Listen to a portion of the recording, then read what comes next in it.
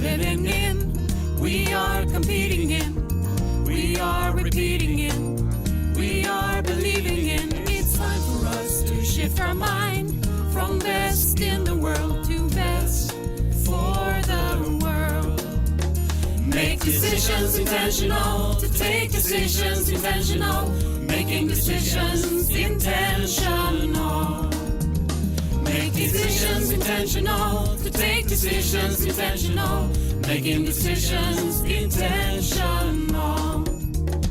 It creates a new world to mind a shift, intentionality, perceptuality, conceptuality. We are choosing to shift our mind to best for the world, best for our world. Make decisions intentional, to take decisions intentional, making decisions intentional. Make decisions intentional, to take decisions intentional, making decisions intentional. Hi and welcome to this broadcast. It's me here, Elina, together with Jonas. And we have found a common ground where we are both students. And I think we can say the area is food science. And on your part, maybe more the soil. Yeah. Soil biology. Yeah, exactly. Yes. And we will focus on that area, this broadcast, where I mostly will ask you questions because I'm really interested in this area where you study within. And I try to answer them as good as I can, Yeah, being exactly. a student. So. Exactly. So I think we should just start with the basic and talk about soil. What is soil? Soil is a very fascinating area, but for many years it has been considered as a dead, inert material where you put your seeds and then you spray it, or you put fertilizers on it. It could be chemical fertilizers, it could be manure, and then by some reason you have crops growing up. And that is a very simplified picture of what soil is. Soil is a universe on its own, actually. Yeah. And I've had the opportunity this year because I started studying at the university. I started studying physical geography, and I thought there I would learn, because you look at the atmosphere, ocean, you look at the continents, you look at the different ecosystems, but it's very from a how do you say, helicopter perspective. Yeah. And I realized, well, they mentioned different soil types, but it was still as dead material, oxysol, podisol, löss, all that. And then I found, because I wanted to know, can you recreate soil? How does soil, where does it come from, or how does Mother Nature create soil? And also I had this, now with the increasing CO2 levels in the atmosphere, which I think is very worrying. And everybody's saying, well, yeah, we have to reduce the emission of CO2. Yeah, sure, but we still got a debt in the sky. We can't just reduce and reduce. We have to take it down. What do we do with it? And then one night, I just had this, I just understood. I wasn't the first, but when I understood, like, well, the soils are degraded almost everywhere in the world because of this green revolution, this chemical agriculture. Yeah. So we could actually recreate the soils and pull down CO2. I was so happy that it was a win-win. Yes, it was a win-win. And at the same, and then there are other win-wins, because if you do this in the right way with your soil, you will have better crops with more nutrients. So it was a win-win-win, you know. Yeah. The farmer make more money because he doesn't have to use all these inputs, doesn't have to till all the time, doesn't have to put a fortune. As some farmers said, I put thousands of dollars on fertilizers and pesticides every year, and they give me a stupid cap saying Monsanto or Syngenta. We are so fooled. Yeah. So, and then I found this course, Elaine Ingham, Dr. Elaine Ingham, Soil Food Web. And she really digs deep into this, explaining with the microbes, the fungi, the mycorrhiza, the bacteria, the predators. Yeah. This kind of they call it the poop loop, the nutrient cycle. It's fantastic, and it's the way we should do agriculture, but we do it the complicated way. Yeah. So what is the complicated way, and where did we go wrong, and where did it start? Well, I think it starts going wrong when we start plowing. Almost all civilizations has emerged due to good soils, and they have collapsed due to bad soils. So it started to go wrong when, some people say the plow is the beginning of the problems, but then also when we started manipulating the nature and using all those those chemical fertilizers. Yeah. Soluble, inorganic. We put out nitrogen, phosphorus, potassium, all that. Yeah. And when we do that, we actually kill the microbiology life in the soil. Okay. Because it comes in such high concentrations. Yeah. Okay. So you start killing off the fungi. The bacteria is always there. It's very hard to kill that. But when you have you don't have this balance anymore. You have only bacteria maybe, and then you start having problem. The bacteria is there. You can have sometimes the bacteria is eating everything. Especially if you till your field, you cut the fungi in small parts. You kill it. You have oxygen coming in, and then the bacteria will have a food party. So they will eat all the fungi, releasing the carbon. Sorry, and then you will have compaction. And when you have compaction, you don't have the oxygen coming down. The water can't penetrate, so you will have water staying on the surface, and then it will start to flow, overflow. Yeah. And then this process just gets a thicker layer, a compaction layer. So you come into this negative circle, or Yeah. so it gets worse and worse and worse. Yeah. And it's connected to the water as well. Yes, because usually if you have a good soil, you have air passageways. The fungi, the bacteria works together. If you have balance, and they create. How do you say? They make aggregates, and between the aggregates you have air that can come in. The water can come in, so it will penetrate into the soil. The roots will penetrate further down into the soil because the micro life will help the roots to go down further. You can have roots that go down 10, 15 feet, but on a modern agricultural field they go down 6 inches. Yeah. So. And the soil there is so disturbed, but it has become a norm because the people that are studying agricultural studies, they have seen this disturbed soil as the norm, Yeah. a natural state. Yes. But yeah. if you wander around on the savannah, you see how the roots go down. Yeah. I saw this picture of a plant called Kernza, which is a perennial.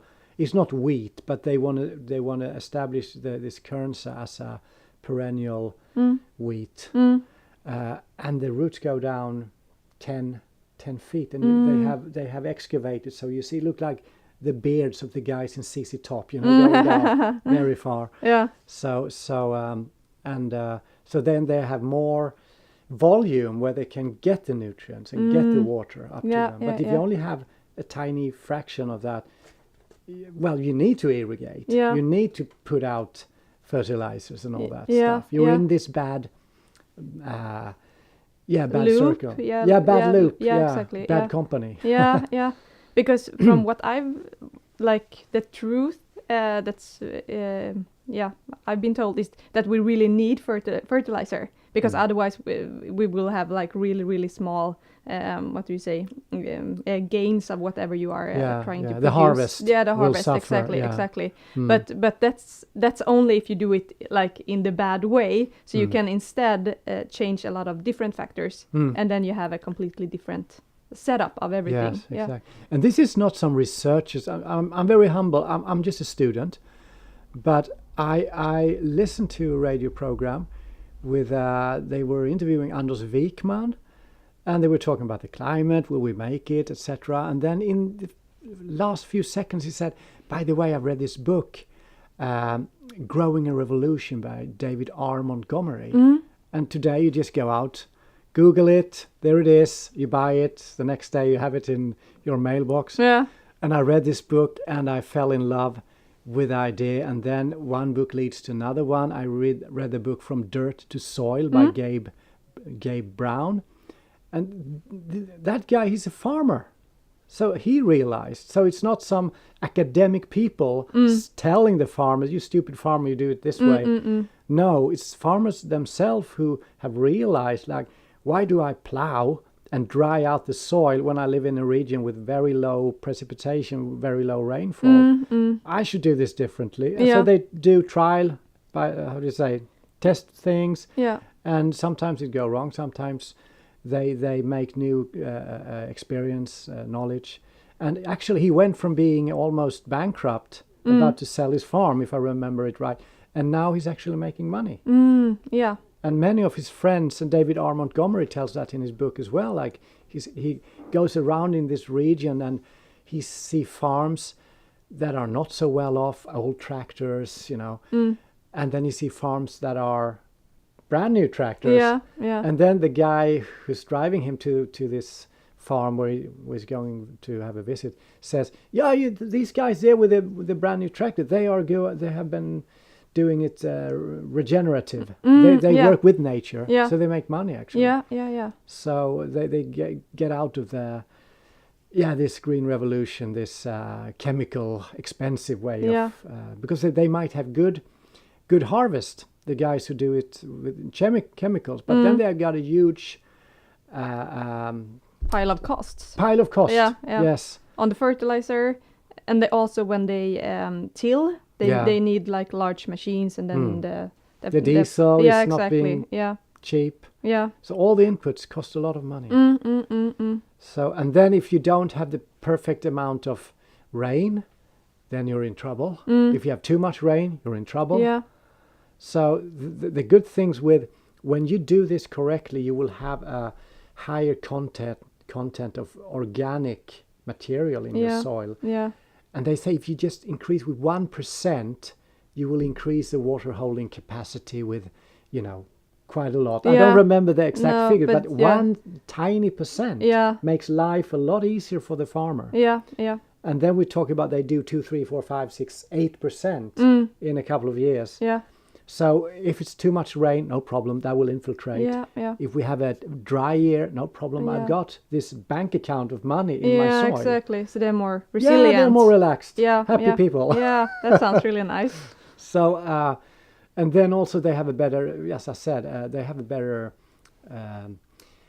more money left. They make better money. Yeah. And actually work. It sounds too good to be true. You work less. Yeah. And you make more money. Yeah. Okay. Is it true? Yes, is it true? But actually, yes, when the farmers themselves tell. Yeah, exactly. Yeah. And Gabe Brown said, don't come to me and say that I live in a special region with the special conditions. I can come over to your farm and I can show you. Yeah. There's no excuses. And that's same with Elaine Ingham. She said, I can take on every soil between the equator and the North Pole or South Pole. Yeah. So you have it. All soils have the nutrients so you can grow things. But if you don't have the biology, if you don't have the water, nothing will grow anyway. Exactly. So how is this? What are they? What would they do? Like, what is the correct way of doing it if you want to change to this positive loop instead? Well, usually she said, well, they will start looking at your soil. A lot of microscopy in there. So you like a doctor who takes samples. So you look at the situation, and then usually it's like she says that all the time. Get the biology in there. The biology will start building soil structure. Yeah. So you always have to have a look at the correct balance of your soil. So usually, if you till your fields, then you set a perfect condition for weeds, because they are the first to colonize. You have a brand new soil. There's nothing in there, only bacteria. Yeah. Who are adapted? Who did nature create to get in there and colonize? Yeah. Well, Mother Nature created the weeds. Yeah. And then the farmers say, "Oh, I got so much weeds." Yeah, but you created this. Yeah, exactly. Yeah. So it's very important to to have cover crops. Yeah. So if you have your wheat or your maize or whatever on the ground, you see to that you have perennials. Maybe not 1 or 2. You have 5 or 10 or Okay. 15. Yeah. Yeah. Because they're different depth of the roots. Some years you have dry weather. Then some species are Growing. taking the lead, Yeah, exactly. and taking the lead. And some years it's wet. You have another set of plants. It's the same with you want to have a huge biodiversity in your fungi, in your bacteria, because if you change the humidity, one bacteria will go dormant, Yeah. and another one will pop up. Oh, it's my turn now. Same with the fungi, and it's the same with some microbes are specialists in finding molybdenum or zinc or whatever. Yeah. So if you have this biodiversity, you are safe, because they have different. You have all the time. There are some. You have different some working. needs, and Yeah. some of them can Yeah, fulfill always that someone needs. at work. Yeah. Yeah. Yeah. Someone puts down his work, someone else is coming to Yeah. take that work up, because Yeah. the temperature went down 2 degrees or Yeah. something like Yeah. that. So cover plants, biodiversity, under the ground, biodiversity. Yeah. And you need to have those predators who eat this is the main thing is like the bacteria and the fungi. They can extract from the minerals nutrients, but the plants won't be able to take it because it's in the bacteria. So you need the predators who eats, like the lions, the micro lions on the ground, who eats the bacteria, who eats the fungi. Yeah. And then they are so high, especially bacteria is so high in the carbon nitrogen balance or ratio, or carbon zinc. So they keep the carbon, but they poop out the zinc or the nitrogen or the phosphorus, and then it's plant available. It's in the form Okay. that and if this is happening around the plant root, the plant can Yeah. grab it. Yeah. Okay. So that's why they call it the poop loop. Okay. I understand. So Okay. yeah, I can talk for a long time, but without being too. That's a basic, the nutrient cycle or the poop loop. Yeah. Yeah. So Yeah. that's And then they can also take what do you say, nutrient. No, sorry, what's the word for it?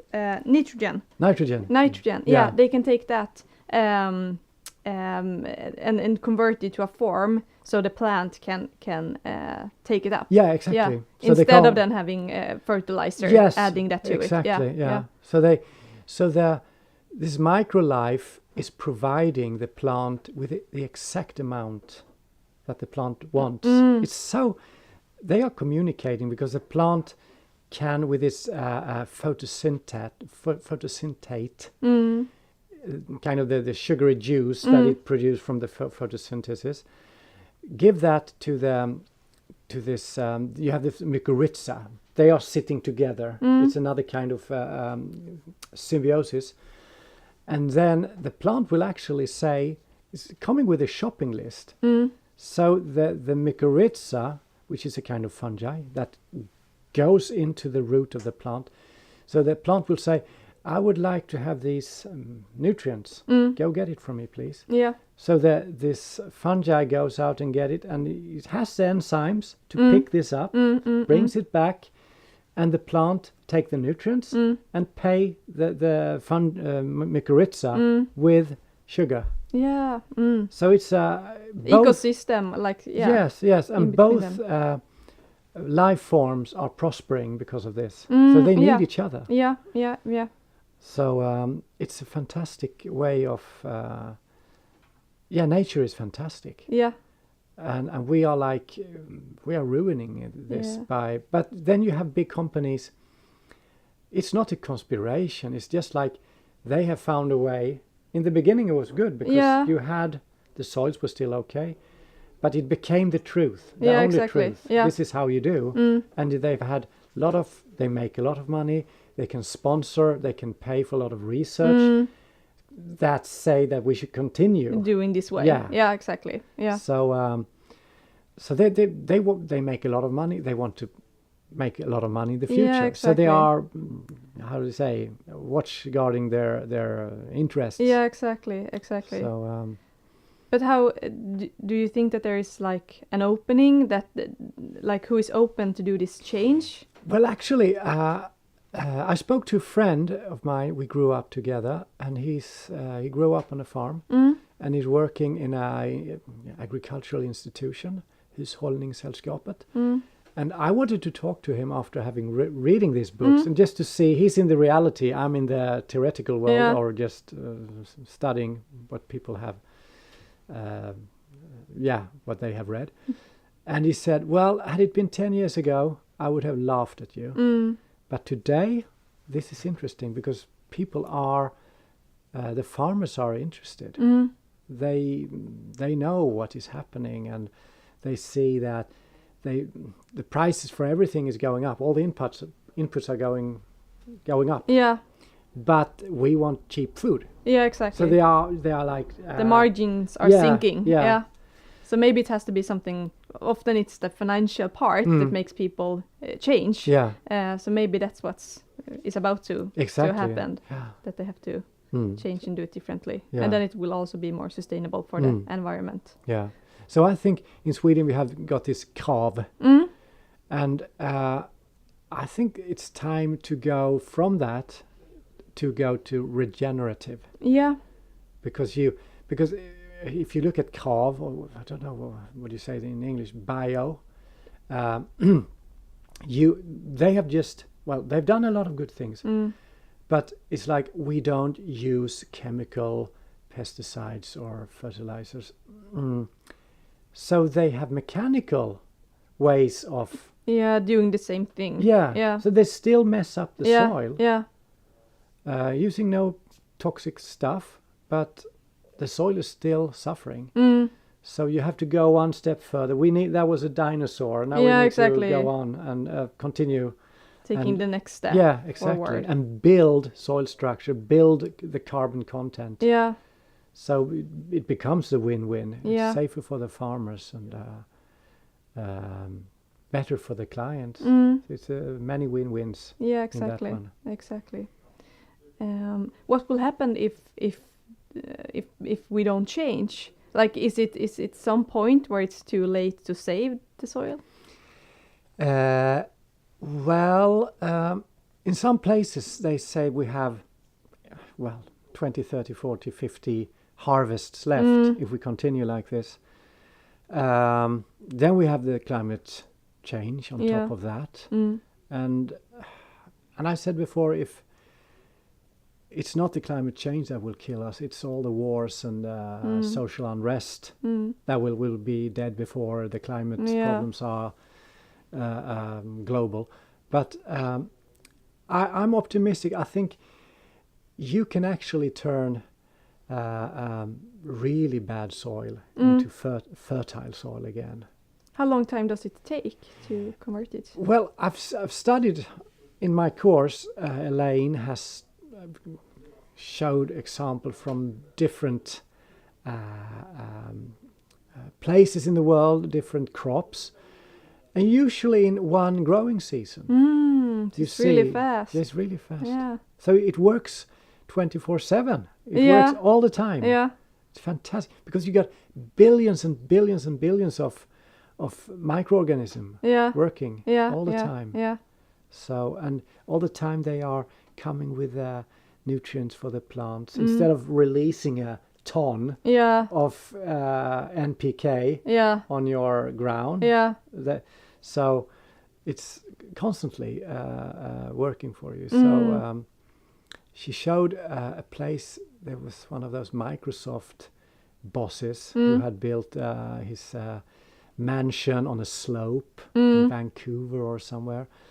And there were weeds in the hills. And some idiot told him to make a mixture of diesel and Roundup and spray the hills. Oh. Yeah, sure, he got rid of the weeds, Yeah. but the entire slope was coming down. Yeah. Exactly. Yeah. And so he had really detoxicated. No, how do you say?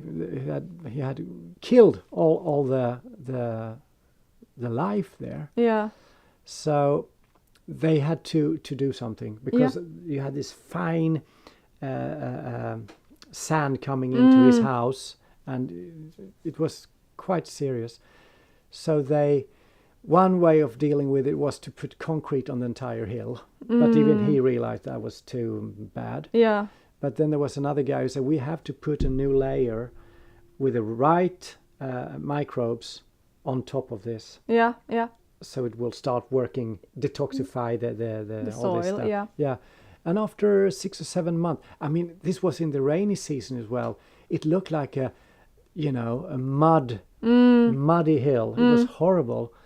But then she showed 6, 7 months after that, it was green. Really. So it works pretty fast Yeah. when you do it correctly. Yeah. You have all the right microbes Yeah. in there. Yeah. So there's power in nature. It really is. Yeah. Nature is smarter than us. Yes, it is. Yeah. It If has we just listen to yeah been evolving for 1 billion years. So it. Yeah. Exactly. we've only been here for a short while, and we messed things up already. So. Yeah. Yeah. Yeah. It's time they take its place back. Yeah, Yeah. definitely. You can never win over Mother Nature, she says. Like Yeah, exactly. Mother Nature, She knows. yeah, she knows. Yeah. Exactly. Mm. Wow, it's really interesting. Yeah, thank you for interesting questions. Yeah. Yeah. Do you have something more you would like to add that you think? Well, probably a lot of things. It's been a fascinating course. For how long are you studying it? I've been studying this for over a year. December 2020. Yeah. So was it that 15 months now? And I think I've got 3 more months. Okay. Do you want to work within this field later Yeah. on? I would like to work with it because it feels so meaningful. It feels so fulfilling. I hope one day I'll be an old man walking with a stick, like Obi-Wan Kenobi, but the soil doctor Yeah, or exactly, something, yeah. working for my children and grandchildren, so they can have good food and live healthy lives, and have a respect for. And to understand the greatness of the nature, and that we need the nature. Yeah. Nature doesn't need us. Exactly. So We have got it all wrong. yeah. So there's a huge love and respect for this. Nature has given us all. So I want to say thank you, or show some respect, or take care of it. Yeah, exactly. So nurturing. Yeah. So. Wow. Mm? Thank you Yeah, so thank much. you too.